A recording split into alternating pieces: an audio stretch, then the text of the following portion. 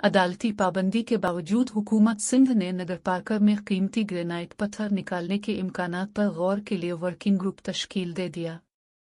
तफसीलात के मुताबिक हुकूमत सिंध के सर्विसेज, जनरल एडमिनिस्ट्रेशन और कोऑर्डिनेशन डिपार्टमेंट ने एक नोटिफिकेशन जारी करते हुए नगरपालिका में ग्रेनाइट की खुदाई के इम्कानात पर गौर और सिफारिशात देने के लिए एक वर्किंग ग्रुप तश्कील दे दिया है।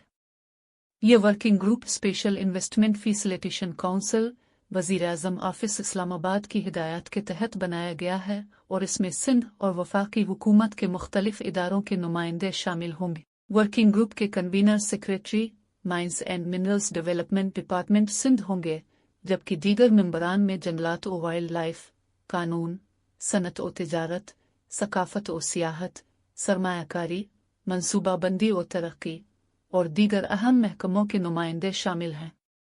वफाकी हुकूमत की जानिब से वज़ारत मौसमियाती तब्दीली और वज़ारत कानून के नुमाइंदे भी इस वर्किंग ग्रुप का हिस्सा होंगे। वर्किंग ग्रुप का बुनियादी मकसद ये होगा कि नगरपालिका में ग्रेनाइट के निकालने के इम्कानात और तरीक़ाकार का जायज़ा लिया जाए और इस हवाले से मौजूदा कवानीन, अदालती अहकामात और की हिदायत को मद्देनज़र रखते हुए सिफारिशात तैयार की जाए। ये notification chief secretary Sindh Asif Haider Shah की जानिब से जारी किया गया।